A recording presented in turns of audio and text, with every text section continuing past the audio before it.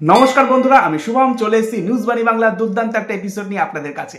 বন্ধুরা, আজকের যে ভিডিওটি সেটা আগের দিনে যে ভিডিওটি আমরা পোস্ট করেছিলাম সেটারই দ্বিতীয় অংশ নিয়ে আজকের এই ভিডিওটি। অর্থাৎ পশ্চিমবঙ্গের প্রথম সবচেয়ে বড় যে ওপিনিয়ন পোল আসন ধরে ধরে সমীক্ষার রিপোর্ট, যেটা আপনারা অনেক দিন ধরেই দাবি করে আসছিলেন আমার কমেন্ট বক্সে, আসন ধরে ধরে কোনো সমীক্ষা রিপোর্ট পেশ হতে পারে কিনা, সেটাই আজকের দ্বিতীয় অংশ প্রকাশ হচ্ছে। বলা ভালো, এই যে সমীক্ষাটি করেছেন তার নাম সিদ্ধার্থ সাঠে। তিনি একজন রাজনৈতিক প্রকৌশলী। তিনি তার সামাজিক মাধ্যমে পশ্চিমবঙ্গের 294টি আসনে কোন দল বাজিমাত করতে পারে কোন কেন্দ্রে, তার তালিকা তুলে ধরেছেন। সেই তালিকাটি আজ আমি আপনাদের কাছে নিয়ে এসেছি বিশ্লেষণের জন্য।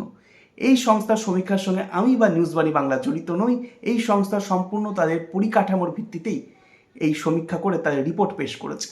বলা ভালো, পশ্চিমবঙ্গে এই প্রথম কোনো সমীক্ষা দেখলাম যেটা 294টি আসন ধরে ধরে রিপোর্ট পেশ করেছে। অর্থাৎ কোনো জেলাভিত্তিক নয় বা কোনো এমন ফিগার দিয়ে দেওয়া নয় যে এই দল অত জিতবে এই দল অত জিতবে। একদম জেলা ধরে ধরে প্রকাশ করেছে কোন দল কত আসনে জিততে পারে, তার একটা গ্রাউন্ড রিপোর্ট এই সমীক্ষা সংস্থা তুলে ধরেছে।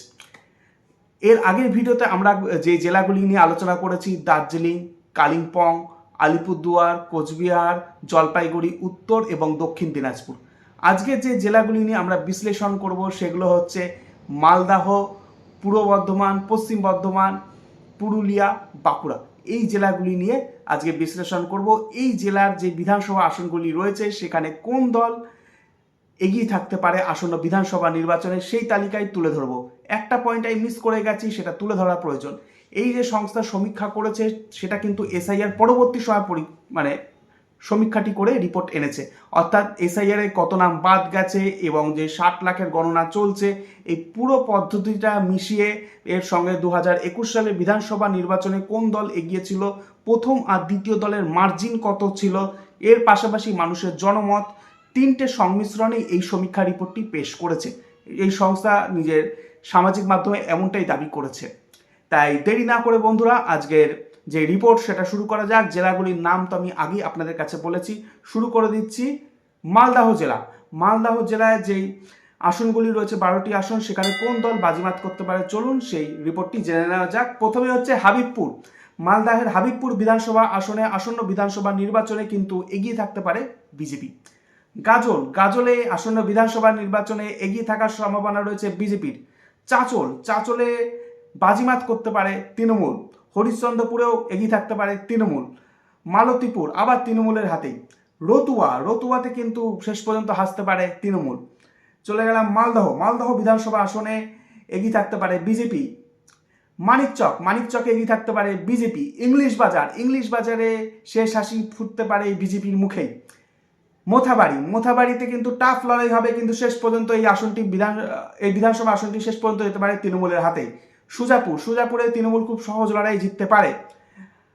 বৈষ্ণবনগর কিন্তু বিজেপির হাতে আসতে পারে এই রিপোর্ট অনুযায়ী। অর্থাৎ যা বললাম, মালদহের বিজেপি আর তৃণমূল কাটায় টক্কর 6-6 এদের রিপোর্ট অনুযায়ী।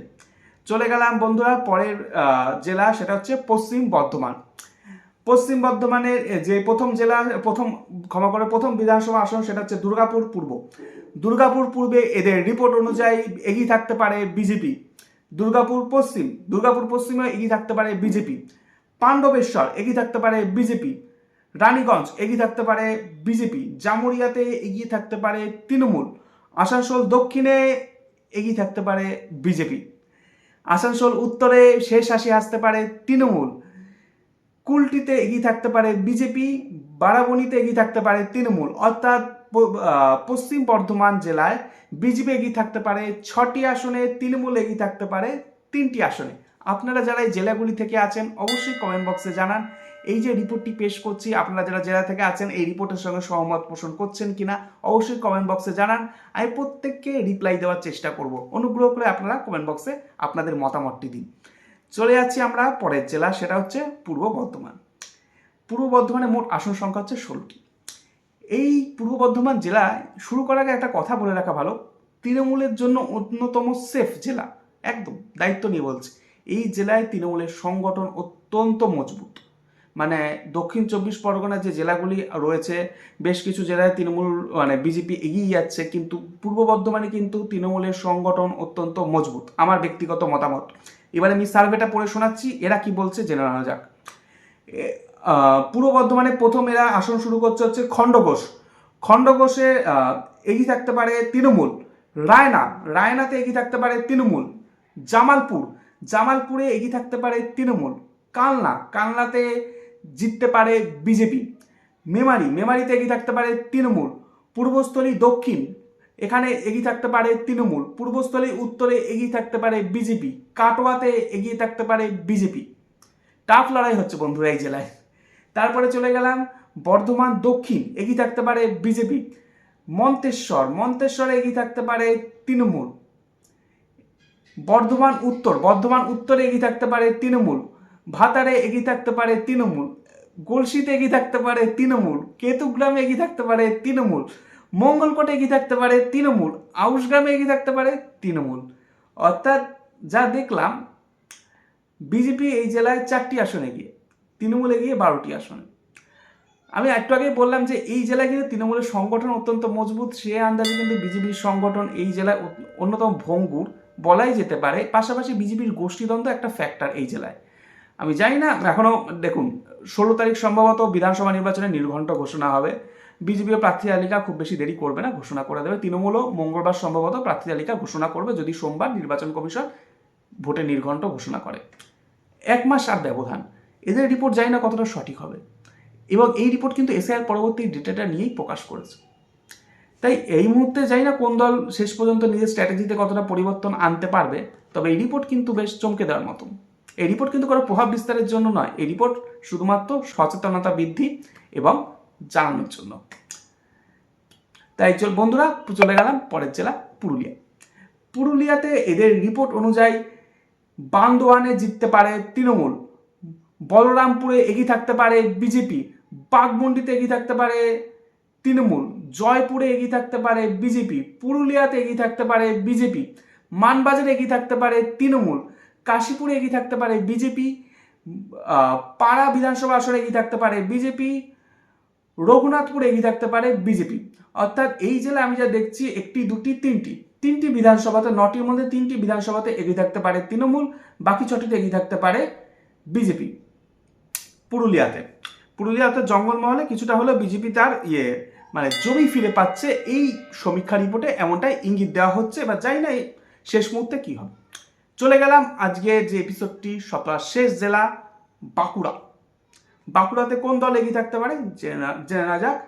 শালতোড়া প্রথম বিধানসভা আসন, শালতোড়াতে এগিয়ে থাকতে পারে বিজেপি। ছাতনাতে এগিয়ে থাকতে পারে তৃণমূল।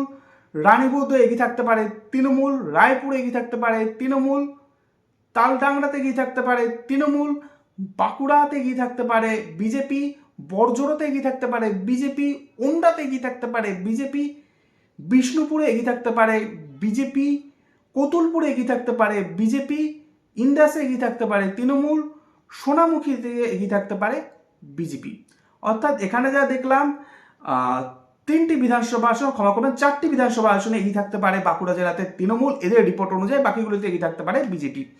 মানে দেখাচ্ছে জঙ্গলমহলে কিছুটা হলে বিজেপি নিজের মানে জমি ফিরে পাচ্ছে, তবে তৃণমূল যে খুব তাড়াতাড়ি জঙ্গলমহল থেকে হারিয়ে যাচ্ছে সেরকম না, কারণ জঙ্গলমহলে তৃণমূল টাফ লড়াই দেবে। এখানে যে রিপোর্ট বললাম এরা বলেও দিয়েছে বেশ কিছু আসন এমন রয়েছে যেখানে 50-50 লড়াই হবে। অর্থাৎ এমন নয় যে ভোটে জিতবে আর খুব সহজে জিতে যাবে, এমন নয়, প্রচুর আসনে 50-50 লড়াই হবে। অর্থাৎ লড়াই একদম সামনে চোখ রেখে হবে, একদম কট্টরভাবে হবে, এরা সেই রিপোর্টে স্পষ্টভাবে বলে দিয়েছে। কেমন লাগলো আজকের এই এপিসোডটি অবশ্যই আপনার কমেন্ট বক্সে জানাবেন। আমাদের এই ছোট্ট ইউটিউব চ্যানেলটি সাবস্ক্রাইব করতে ভুলবেন না। ধন্যবাদ, সকলে ভালো থাকুন, নমস্কার।